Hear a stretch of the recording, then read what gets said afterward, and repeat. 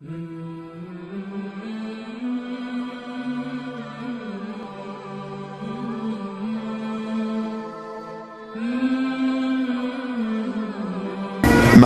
هایی که خداوند در سینه های شما جاری کرد، محبت و احتکار نکردید. خداوند عقل داده که فکر کنید و دل داده که دوست بدارید. اگر این دوتا رو ندارین هیچی ندارین. عقل که فکر کنید و مثبت فکر کنید و جهانی فکر کنید و دل داده که بیرنگ و ریا دوست بدارید. انما المؤمنون اخوه رب اخ لک لم تلده امک. این عاطفه نباید رها بشه که بهش حمله بشه.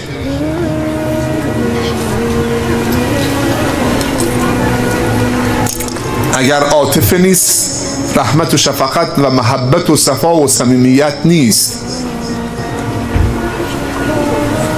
ما همیشه از محبت‌های شما بیشترین سهم داشتیم، محظوظ بودیم.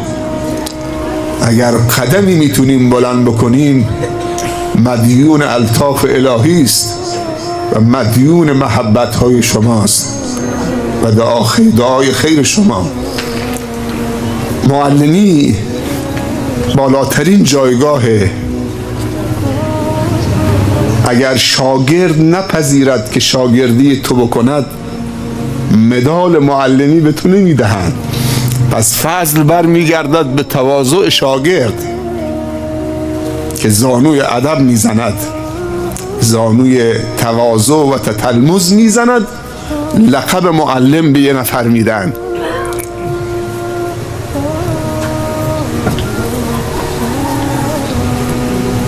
میخواستم بلند بشم پشت میکروفون بیستم. اینا همه درس ها. فکر نکنید که من آمدم به شما درس بدم. بچه‌ای دیدم که بلند شد سری، من روم رای دیگه بود، یک دفعه متوجه شدم که کفشامو جفت کرد، جلو پام گذاشت، سری برگشت اینجا نشست. ادب رو ببینید. من نیازی ندارم کسی دستم ببوسه، خم بشه، پیشانیم ببوسه، کفش جلوم بذاره. ما همه خدمتکار هم هستیم. الناس من بدو و حاضرت بعضهم لبعض و ان لم یشعروا خدموا. انسان ها از بادیه نشین و صحرانشین تا شهرنشین بدون اینکه احساس بکنن همه خدمتکار همن. امیر القوم خادمهم، و بهترین خلق خدا انفعهم للناس است. بهترین بندگان خدا مفیدترین و پرنفعترین و سودمندترین برای خلق خداست. خوب دقت بکنید، نه تنها برای خودتو. اگر کسی بگه من نماز میخونم، شاید بهترین برای خودت باشید ولی تو بهترین نزد خدا نیستی. اگر کسی بگه من روزه رمضان میگیرم، روزه پنجشنبه و دوشنبه میگیرم، تلاوت قرآن میخونم، تا اینجا تو برای خودت هستی. هنوز تو بهترین نشدید، هنوز تو جهانی نشدید، هنوز تو ربانی نشدید، هنوز تو زیر این حدیث وارد نشدید که بهترین بندگان خدا مفیدترین برای خلق خدا.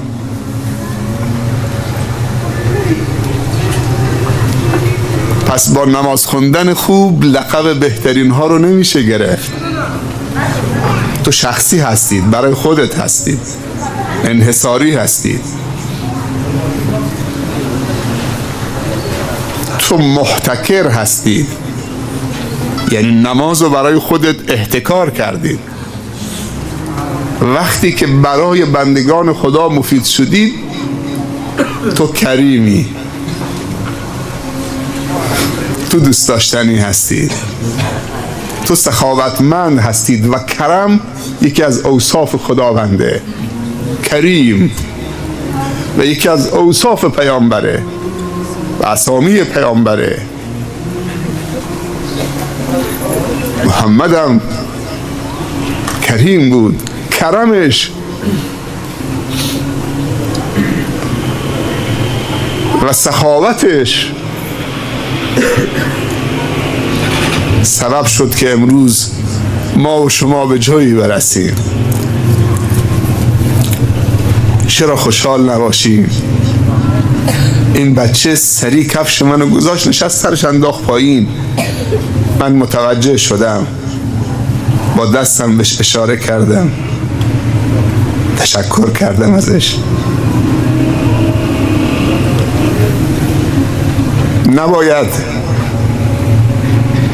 خدمات دیگران بدون سپاس و تشکر رها بشه، وگرنه برکت از زندگیت رفته.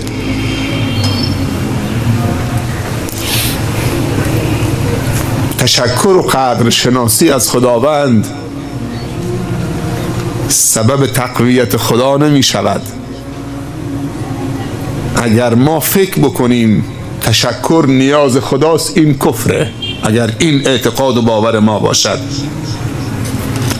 و اگر این باور ما باشد که عدم تشکر و کفران نعمت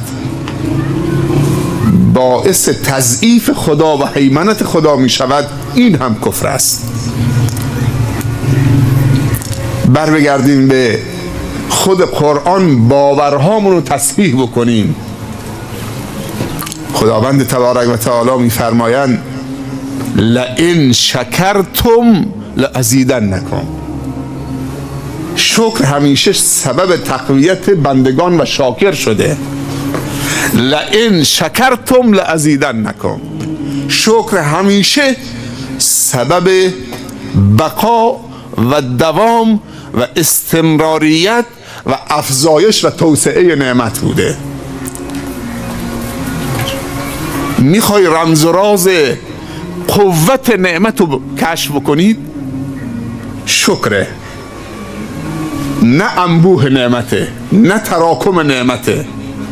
ما تلاش میکنیم که تراکم نعمت داشته باشیم، انبوه نعمت داشته باشیم، ولی تراکم و انبوه نعمت آدم رو تقویت نمیکنه.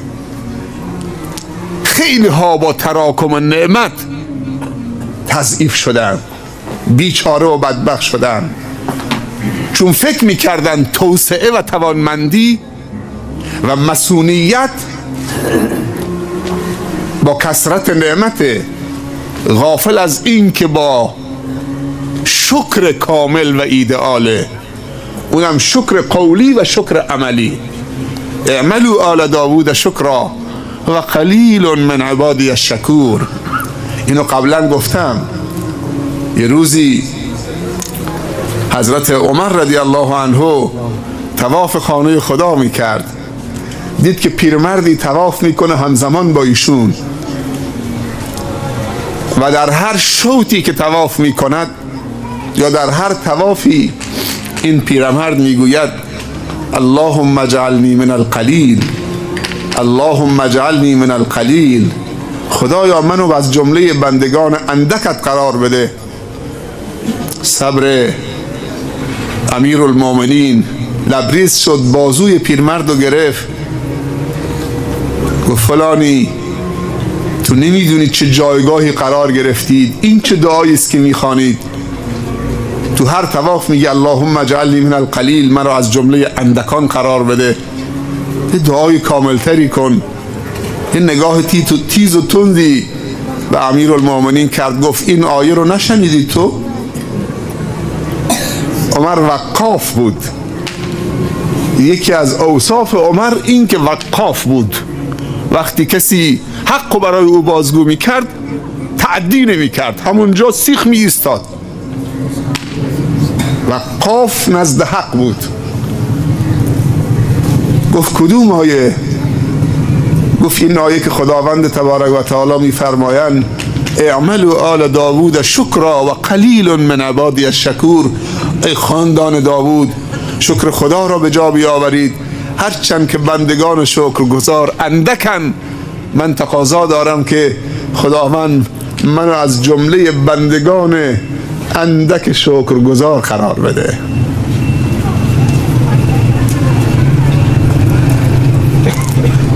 بعضی ها از زنده بودنشون فقط نفس میکشن. درختم یه سایه‌ای دارد. خیلی از انسان ها با قد و قامتشون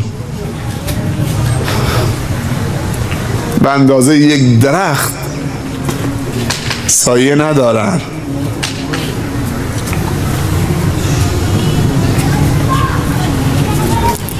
بعضی ها به اندازه یک خیار سبز، یک گوجه فرنگی، یک بادمجون مفید نیستن.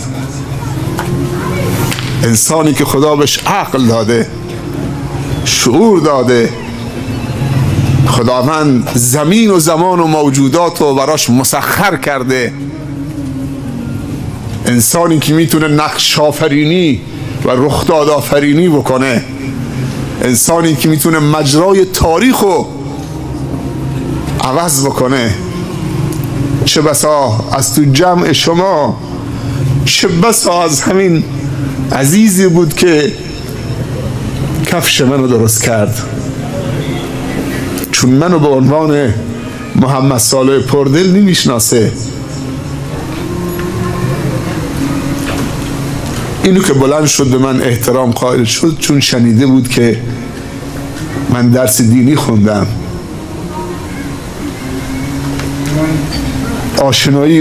کمی آشنایی با علم دارم، این احترام علم کرد. از کجا معلوم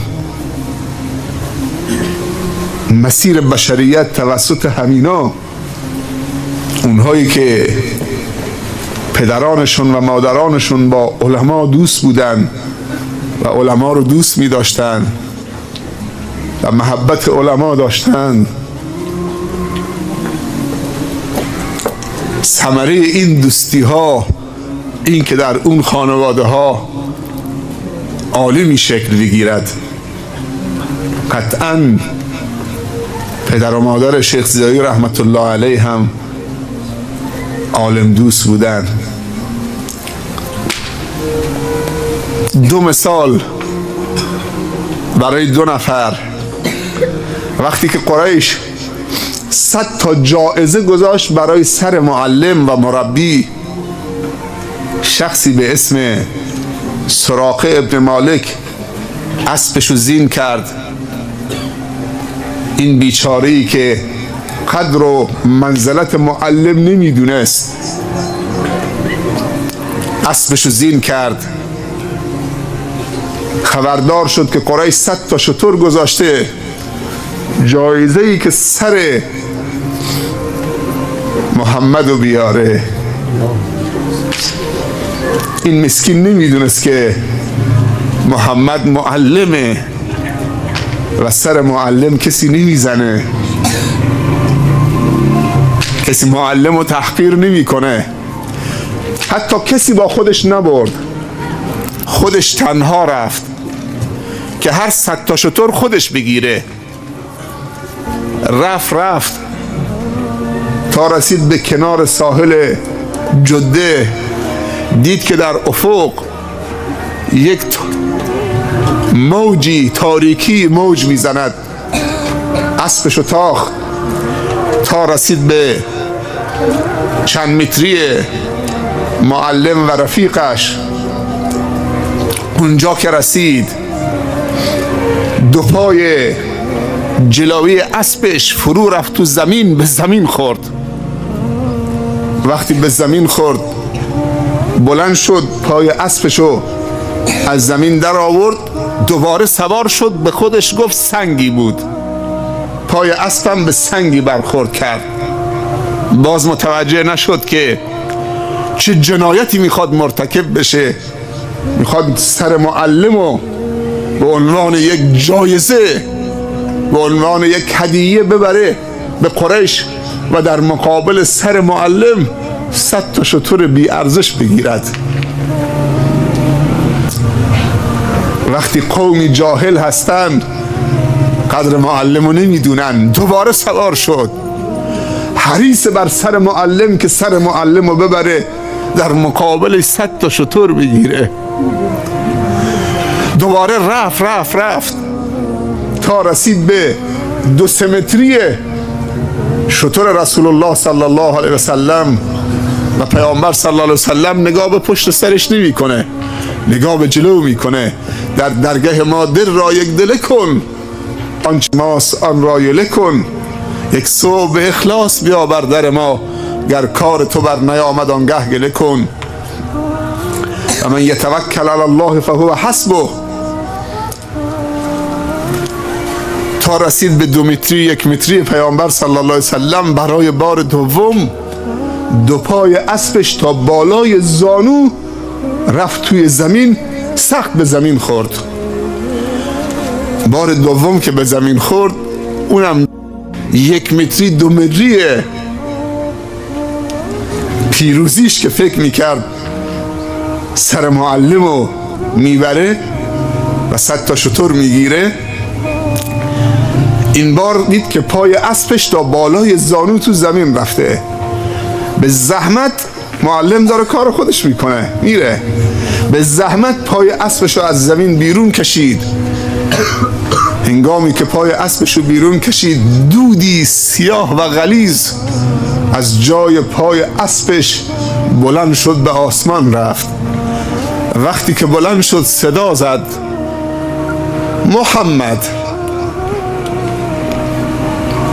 محمد، میمو حیو میمو دال. معنیش چیه؟ علم، دانش، اخلاق، عشق، محبت، رحمت، شفقت، انسانیت، صفا، صمیمیت، دوستی. هرچی بگیم کم گفتیم. همه این چیزهایی که گفتیم تو این میم و ح و میم و دال، آن محمد که احمدش خوانند، نور چشم دو عالمش خوانند. فبما رحمت من الله لنت لهم ولو كنت فظا غلیظ القلب لانفضوا من حولك وما ارسلناك الا رحمة للعالمین. گفت محمد، پیامبر روشو برگردان، گفت امان یا محمد، به من امان بده. دیگه متوجه شد که به این شخص، به این معلم نمیتونه دسترسی داشته باشه. ایشون بازنده شد و پذیرفت که بازنده است، ولی بازم نفهمید که این معلم کیه و چیه. و اگر این معلم و بعد از این که بار دوم به زمین خورد و پای اسبشو بیرون کشید و فهمید که این معلم مسونه، یا ایها الرسول بلغ ما انزل الیک من ربک و این لم تفعل فما بلغت رسالته والله یعصمک من الناس. ای رسول ما، ای فرستاده بر حق ما، مأموریت تو انجام بده. بلغ ما انزل الیک من ربک، برسان، تبلیغ کن. اگر این کار نکردید تو رسالت خدا رو نرسوندید و خدا تو رو مسون و محفوظ می‌دارد تا آخرین آیه قرآن رو برسانید. اگر درس ما درس قرآن بود، دل ما پر از نور ایمان بود. نشیدی که برادرمون ستار خوندن، فهمید که بهش دسترسی نداره، 100 تا شتر رو باخته و بازنده هست، ولی باز معلم رو نشناخت. اگر میشناخت نمیگفت محمد امان، میگفت اشهد ان لا اله الا الله و اشهد ان محمد رسول الله. چرا گفت محمد امان؟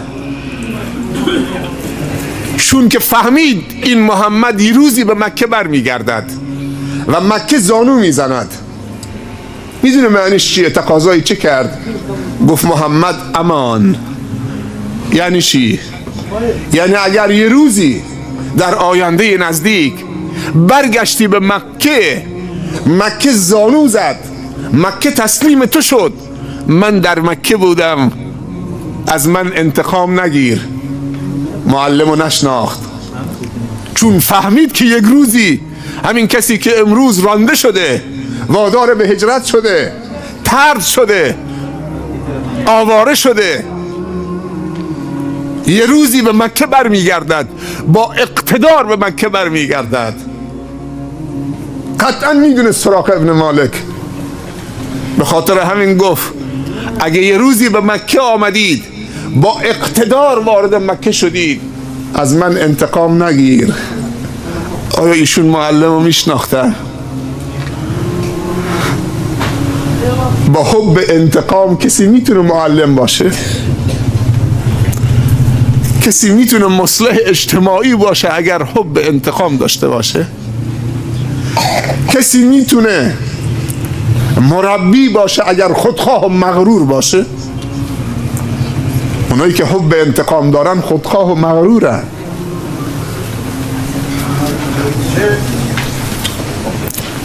به من امان بده. گفت تو در امانی.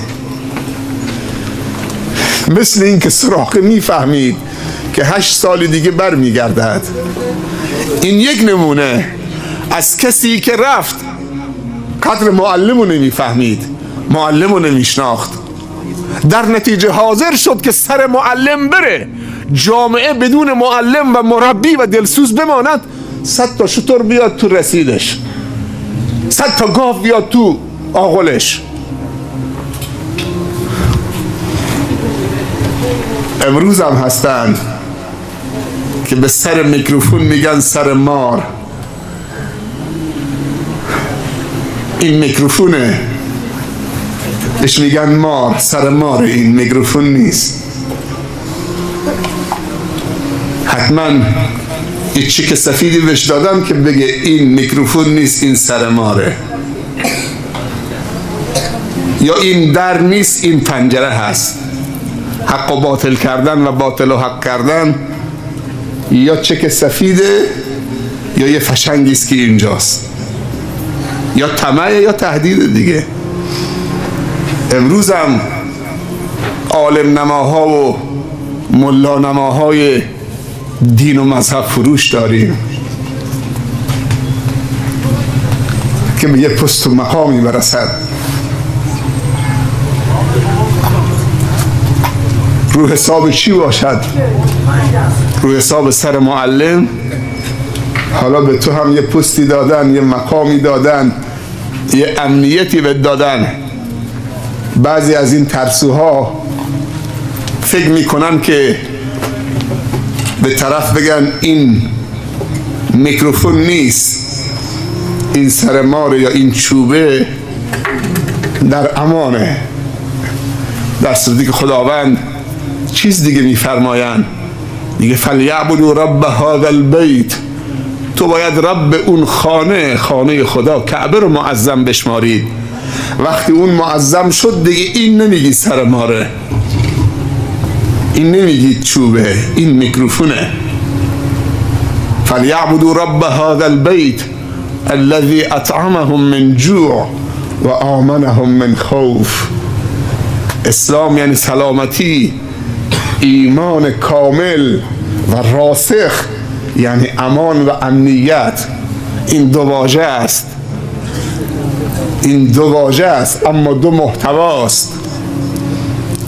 اسلام یعنی سلامتی و ایمان یعنی امان و امنیت. فلیعبدوا رب هذا البیت الذي اطعمهم من جوع و آمنهم. اینجا اگر لرزید این پاها می لرزه.